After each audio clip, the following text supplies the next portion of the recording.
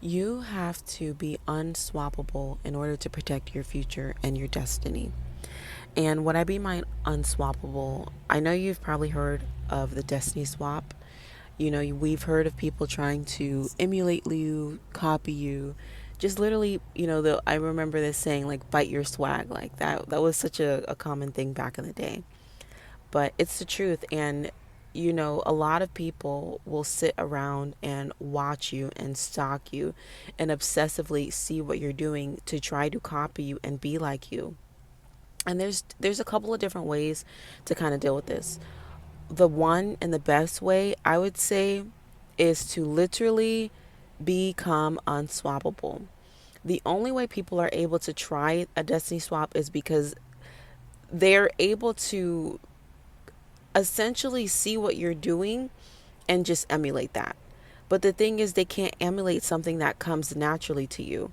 So when you're working with like, think about this, you have a table set in front of you, and there's your skills here, there's your gift here, there's your ability here, and then there's just stuff that everyone has the same skill set to do.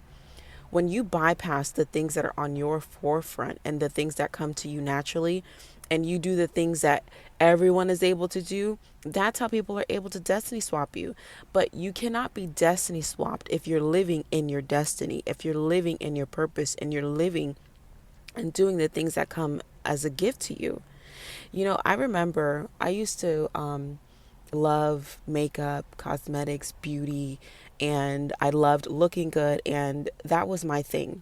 But I was raised in a group and in a family where I was shamed for that. I was shamed for, wanting to do makeup or wanting to look good or wanting to, I remember I was trying to lose weight, and I'm pretty sure I talked about this one time. And I was eating differently, and my family specifically went out of their way to derail me. They would cook things that I couldn't eat, or they know I couldn't eat, or they know I was trying to stay away from, or they would gaslight me and shame me in front of a group of people and say, "Oh, she just wants to be different. Oh, she just wants to do everything differently, and she doesn't want to be like us." And when I was younger and I didn't have the mental stamina or the emotional stamina, I was like, okay, well, I guess this is wrong. So I started to do what the family did and did whatever, what was normal. And when I was doing that, then they were like, it was so easy to be tricked and knocked off path and, not follow through with what I wanted to do. But the moment I went back to, no, I'm going to have discipline with what I eat. I'll put effort into what I look like. Like, they couldn't, I remember this was so crazy.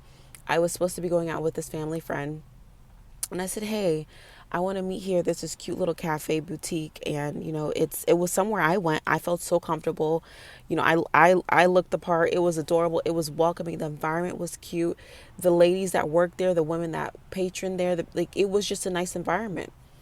Mind you, I was not acting or following what my family had instilled in me. I was venturing off and doing something different.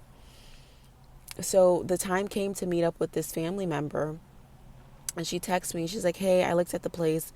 It just doesn't really feel like my vibe, and I don't think I'll fit in, so I'm not going to go."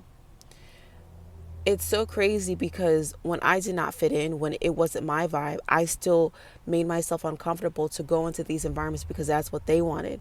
But the moment I said, "You know what, this is what I'm comfortable in, this is where I feel welcomed," because it doesn't fit your vibe, you don't want to go. Do you see that? Everything is all fun and games. It's all acceptable when you're the one that's uncomfortable. But the moment you try to elevate yourself and go into places and go into environments, where you're celebrated, you're accepted, the people around you who are so used to seeing you be the outcast will not feel comfortable. And it took me, I'm going to take a sip. Hold on, y'all. Make sure y'all taking this. Drink your water, diamonds. Make sure you're drinking your water. That is the best way to have healthy skin, vibrant, glowing skin, beautiful, healthy hair, long nails. Drink your water. So as I'm talking, let me take a sip. Ah, so refreshing. So, yeah, when you are the one that's being made to feel uncomfortable, it's out of your zone, then people are okay with it. But the moment you set boundaries, you will be surprised at who is no longer in your life. I've had people Literally, stop being friendly with me, stop wanting to be around me, stop hanging out with me because I set up a boundary. Because I set up a boundary. I say, you know what? I don't want to do this anymore. We could still be friends. We could still socialize. We could still do this. But this one specific trait or this one specific trait or behavior, I no longer want to partake in it. The way they flip on you and the reason why is because the only way they were able to have access to you, the only way they were able to destiny swap with you is because you did not have your boundaries set in place and because you were acting as the bare minimum lowest vibrational version of yourself. And I'm going to tell you, this ain't your fault. It's not your fault.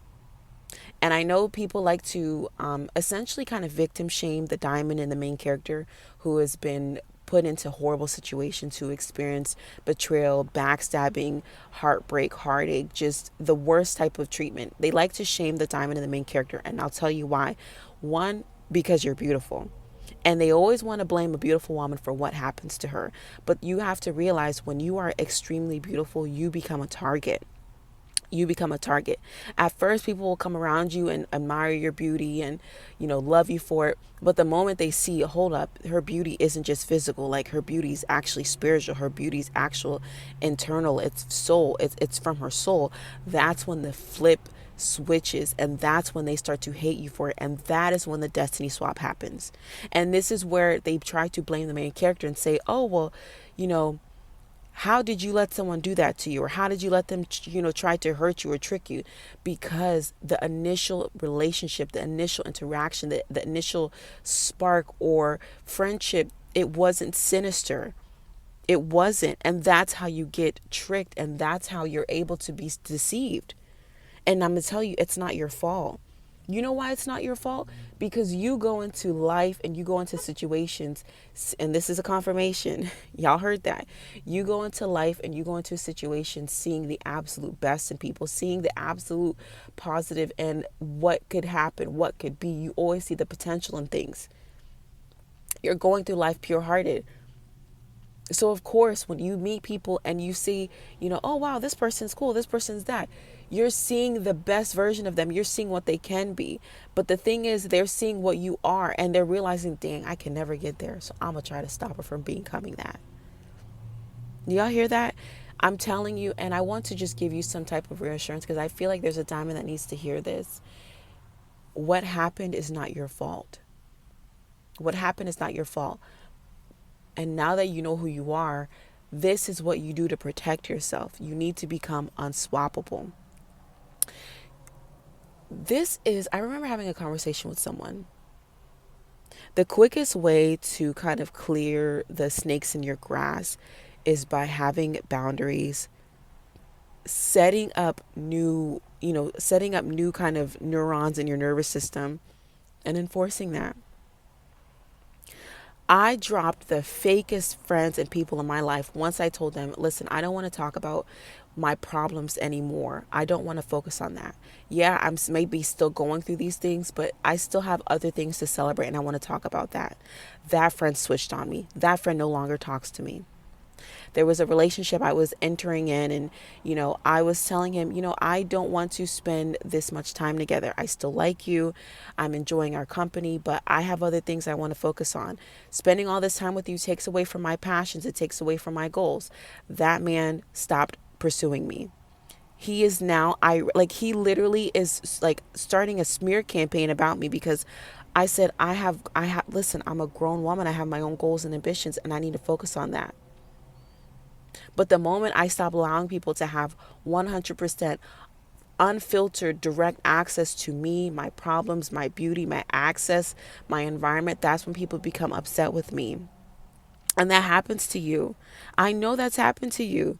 Comment that down below if that's happened to me, and I want you to explain exactly what happened because I want to make it clear, and I want Under the Diamonds to see like there's nothing wrong with you when people turn on you. Like if anything, that is like one of the clearest indications you're on the right path. If no one is coming up against you or trying to betray you or trying to hurt you, that means you are literally not a threat. You are just someone who is, baby, they look at you and say, oh, that's just her. But when people are actively trying to, baby, people will they will start their day trying to destroy yours. They will start their day trying to break your spirit. When people are doing that, that is the clearest indicator that you are on the right path. There is no clearer indication that you are truly on the right path more than how people treat you. It's almost like think about it this way. No one attacks someone that's not worth the time of day to even look at. You don't stop someone who's on the you don't stop someone who's going down the right path. You don't stop someone who's going down the path you can go down. Does that make sense? Do you understand that?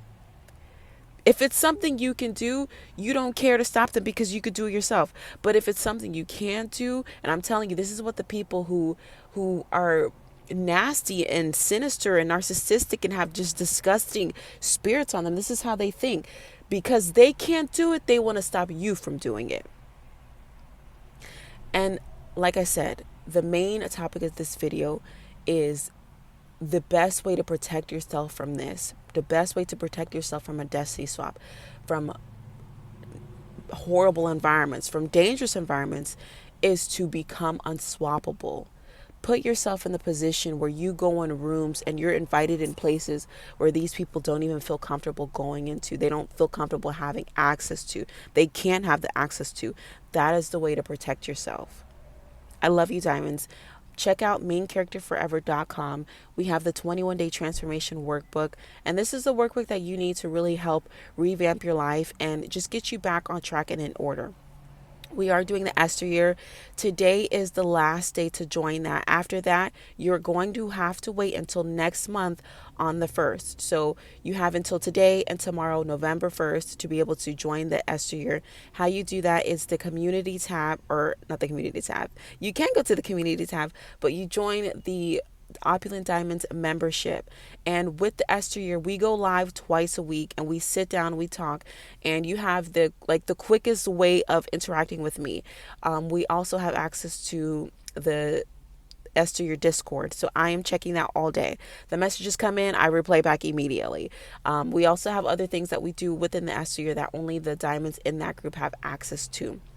Also, if you want to just join that, but you're not able to now, the memberships join the option every month on the 1st. So if you can't do it now, you can join again December 1st, but that's when those memberships open up. So if you want to join the Esther year, you still have time, but make sure you do it by today or tomorrow, because after that we're going full steam and you have to wait until the next month, which is December 1st, to join. Make sure you check maincharacterforever.com. I have some affirmation worksheets to help rewire your nervous system. That's something I've been talking about. So I've created affirmations to specifically target rewiring your nervous system. Also, I have some fun merch on there, some cute merch to walk around and remind yourself you're the main character and signal off to everyone else that you're the main character. I love you, diamonds, and I'll be talking to you soon.